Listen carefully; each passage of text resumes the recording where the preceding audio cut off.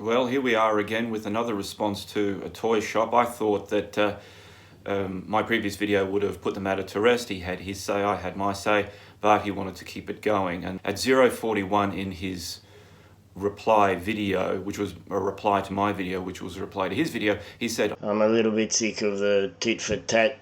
Well, you went ahead and made a new video reply, and consequently you're perpetuating the tit for tat that you've now been complaining about. And then at 13:56 you said, I just can't seem to let things go. Well, if you're willing to continually perpetuate the tit for tat, this is just going to go on and on. So probably stop complaining about tit for tat if you're going to continue to make reply videos. But anyway, you made another reply, so here's my reply to your reply. So first up, now this statement by you, Toy Shop or Toy Man, this statement really is the crux of the matter in terms of this whole mud flood thing, because there's a bigger, let's call it the elephant in the room that you haven't addressed yet. At 0:54 you said, The whole premise of mud flood really is that our history has been faked. and therein lies the real problem with you. You're starting from a flawed basis. That is your starting point, yet you positively have no evidence to support that foundational belief. So tell me, why is it it's YouTube conspiracy theorists with minimal to no education who believe that history is fake? At 1:31, you said that I came to your channel. But you came to my channel, remember? I didn't go looking for you. Well, I found your channel randomly on YouTube. I didn't go looking for it. I've never even heard of you before until just recently. At 1:44, you said, Evidence provided. If you can refute it, please refute it. well, I did, twice. First of all, with the French shopping centre from 1973, and also the Japanese house that was buried by a volcanic mud flow, both of which you believed were evidence of a mud flood, but I clearly showed you otherwise. So I did refute it, but you're asking me to refute it again. Okay, I refute it again. It was a shopping centre being built in Paris, and the second one, the Japanese house, was the victim of a volcano. What is the basis of evidence? It says here that it's the available body of facts or information. Why did you read the article about evidence on Wikipedia? What's the point? Anyone can read it. What does it mean to you? And then at 2:30 you said, If you have a theory, we could find some maybe facts in the real world that support that theory. facts in the real world? Where else do you imagine that facts reside? Like all conspiracy theorists, you misunderstand what the word theory is. Theory is not just some idea that someone dreamt up over a few beers and thought, oh yeah, that'll do. That's just an idea, okay? A theory is when all the evidence points to the same conclusion. Every field of scientific investigation and analysis points to that one theory, becomes a theory because everything points towards it. And then you begin with more Wikipedia articles. A mud flow is a form of mass wasting involving very rapid, even mentions landslides here, same thing. A little bit about the geography of it. There's really, literally tons of information out there. I'd like you to look at it for yourself. We've also got debris flow. Debris flows are geological phenomena, mass wasting. You know, it mentions a lot of things here. You know, back to the evidence. Is he finished? Oh. I'm just reading out here what it says, mate. You know, we can discuss it all in the comments. You mentioned all these types of mud movement, but there's other ones. There's avalanches, liquefaction, underwater turbidity currents, landslides, earthquakes that can shift huge amounts of dirt and mud. So what are you trying to do by simply reading Wikipedia articles? Again, anyone can do that. What does it mean to you? How do you process that information? That's what it's about. But you're not processing anything. You're just regurgitating information that you found on Wikipedia. Wikipedia does really seem to be the go-to place for conspiracy theorists. Okay, at 3:53 you say, Mud flows are often called mudslides, maybe even mud floods. I'm guessing there's a bit of water involved anyway. yes, it's mud, there is water involved. I'm pretty sure a 3-year-old could explain that one to you. And then again at 4:51 you say, Maybe due to a flood or there was water involved. It's hard to say, but, wild stab in the dark. no, it's mud. It has water in it. Again, consult with a 3-year-old, they can explain it to you. Now, this is a bizarre one. This was at 5:21. You said, Had all the convicts perfected how to modify the land levels, on the boat on the way out? Did they have books to study how to level the land out, or maybe they were amateurs at it, you would think? I don't know, they built very nice buildings, so we'll find out, but anyway. no, convicts did not study books on how to level landscape on the ships that brought them out from Great Britain to Australia. Upon arrival, some were put to work on road building projects, tree clearances, building construction, wharves and jetties, warehouses. Other convicts were put to work in domestic service, on farms. Some were even employed in the civil service if they had relevant qualifications to fill those roles when they got here. Convicts were used for many, many different types of projects to help get the colony moving along, to get it feeding itself, to get it prosperous. The convicts, when they got here, certainly those involved in tree clearance and building roads, they had overseers looking after them, directing them, telling them what to do, in conjunction with the designers and the architects and the engineers. These were the people who were designing where the roads go, where the buildings would be built. Okay, the engineers and the designers and the architects were the ones, in conjunction with the overseers who control the convicts, to get these things happening. That is how you build a settlement. You have the people who know what they're doing, the experts. You have the overseers, and then you have the manual labour force. In this case, a convict penal system. It's not about were convicts studying books on the way out how to level landscape. Maybe that's why you don't understand mud in the first place. Everything seems to have to be explained to you. At 5:54, you said, For yourself, guys, head down to the rocks, see if it's before man came, do you think it was a flat level paddock or pretty hilly, maybe even rocky? So which man are you referring to? Are you referring to the Indigenous Australians or to the Europeans? Which one is it? Which one are you referring to? The answer is the rocks were rocky in both instances. The earliest paintings of Sydney show it to be a rocky area, and you can see those original paintings in Sydney. But because you believe that history is fake, you won't believe the paintings. What did you call that painting I supplied in my first reply video? You called it a cartoon painting. It was a painting of Cadman's Cottage in Sydney Cove from the 1840s. You said it was a cartoon painting. You chose not to believe it. You chose to believe it was fake to support your conspiracy theory. Well, that's called denialism. Maybe you should look that one up on Wikipedia. And at 7:17, you provide a very colourful chart on investigation processes. So you're trying to educate me, on someone who is a trained archaeologist, how to science investigation to work out the history of something. You're trying to tell me how it works, are you? Okay, all right. So this 8-step colour graph that you provided, did you use it in your first video when you excitedly exclaimed that the excavation you saw in Paris was an example of mud flood? Did you use this colourful chart? Was that at your side when you were going on like an excited schoolboy? Oh, look what I found. Look at this. Look at these. Here's the clip. Yeah, more doors and windows of the sub-basements. Look at these sub-basements. 2, 3, 4 stories underground sub-basements there.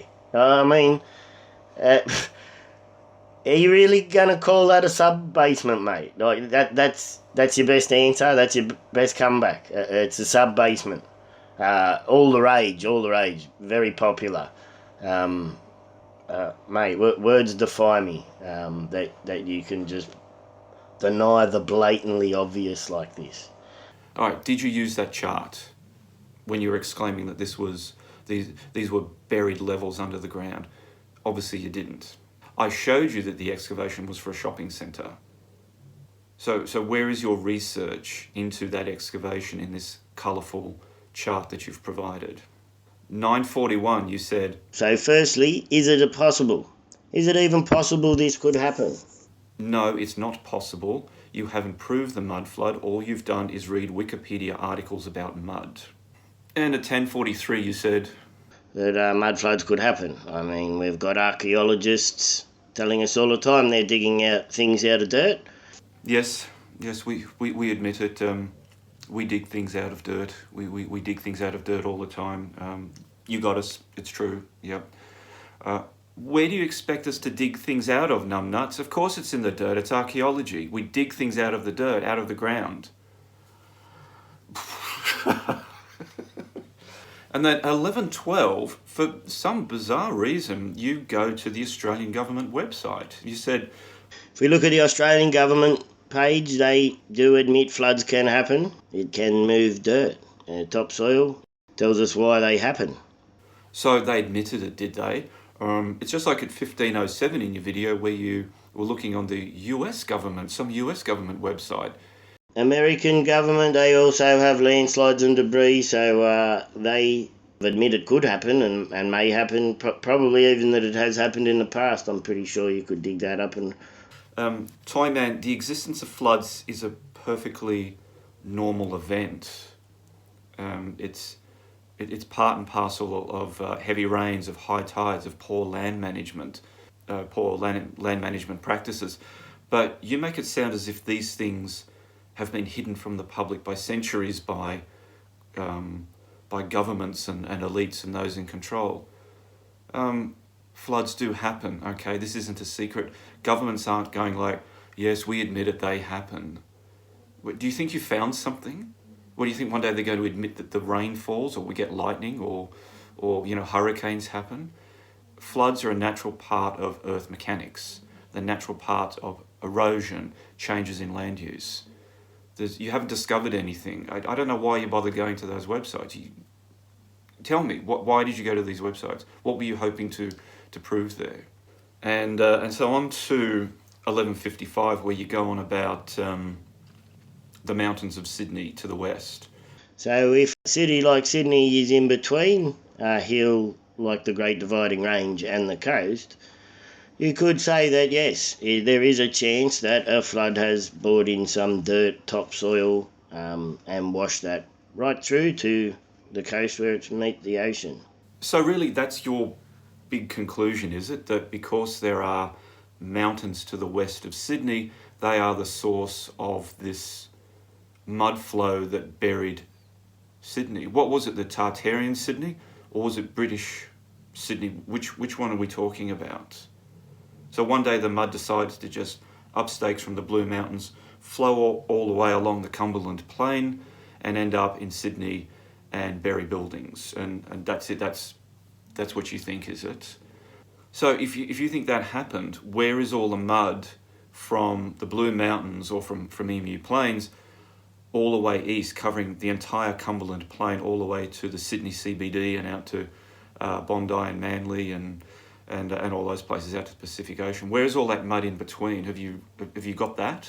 Have you found that? Do we find that kind of mud layer, that one continuous mud layer all the way from the Blue Mountains to Sydney? We don't. Okay, we don't find that.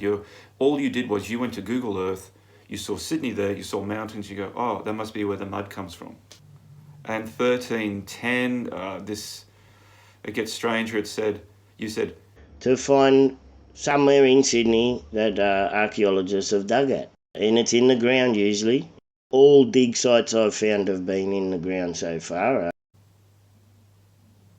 well, it's in the ground, so we do dig. Where do you expect digs to be located? Up in the air or on Neptune? All dig sites I have found so far have been in the ground. I think you really need to take a moment and just think that statement through. Really think that through. Wow. And then at 1404 you go on about rainfall. An example of a report describing good rainfall is given by the following passage written by Colonel David Collins in March 1790. The weather had been very wet during this month. Torrents of rain again laid every place under water. Again, so it's happened before. Many little habitations which had withstood the inundations of last month now suffered considerably. So this was a very heavy rainfall. So it was definitely getting rainfall, could have flooded. So just finding random articles and reports on the internet and reading them out loud doesn't really accomplish anything. What you need to do is understand what you're reading, comprehend it, compare it to other things that you have read or experienced or learned, and try to find your own conclusions, try to find your own explanations for things. It's just as going to that website about heavy rain is just as useless as going to Wikipedia or the Australian government website and just reading it. Anyone can do that. What does it mean to you? How do you process that information? I don't think you know how to do that.